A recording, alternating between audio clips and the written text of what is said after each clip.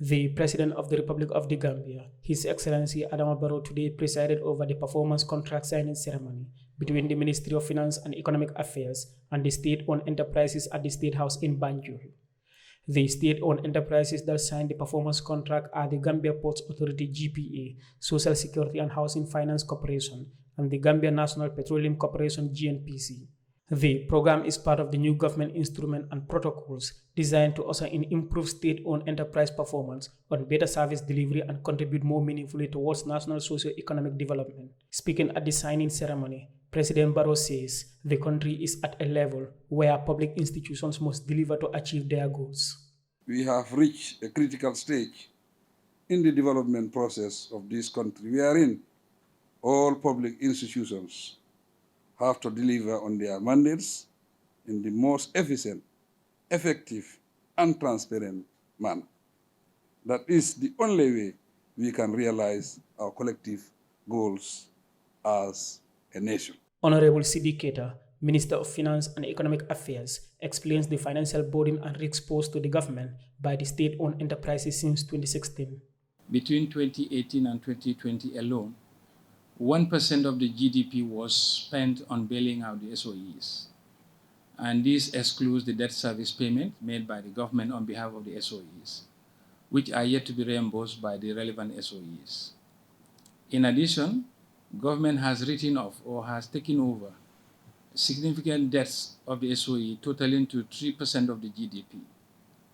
On their tax obligations, the SOEs have only paid 0.2% of the GDP in taxes on average between 2016 to 2019, and which are a reflection of the large tax exemptions and the limited ability to meet the tax payments due to their financial difficulties. Given the above, the SOEs pose significant fiscal risks to the government, which includes, among others, direct and explicit government obligations related to external loans used for projects. Another risk is the potential default on loans contracted directly by the SOEs with the government guarantees. And finally, the fiscal risk implicit in this. Mr. Bai Madi Sise, Director of State-Owned Enterprises Oversight Department at the Ministry of Finance, describes the performance contract as an excellent tool that the government can rely on. Performance contracts has the potential to be the anchor for government state-owned enterprise reform.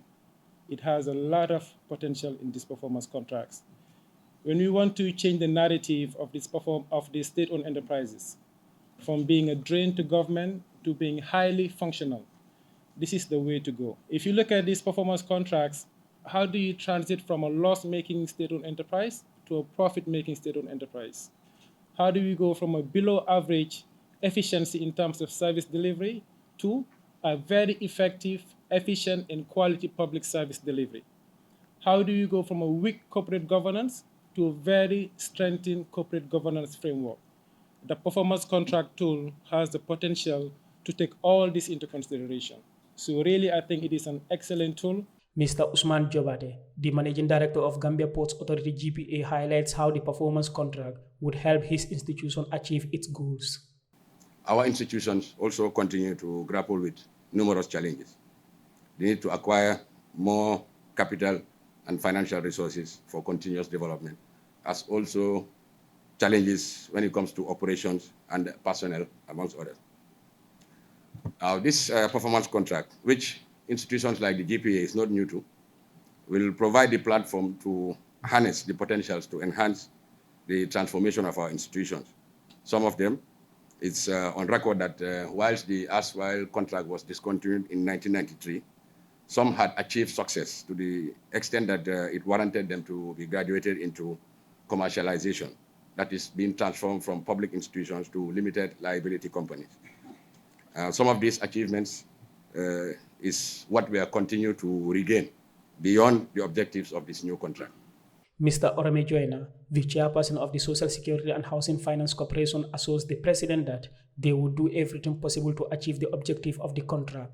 On behalf, and to say that on behalf of my other chairpersons, I want to assure you, Mr. President, that we will do everything humanly possible within the ambit of the law to do and to produce what is expected of us at this signing ceremony, the details of which we will share with the rest of our management team.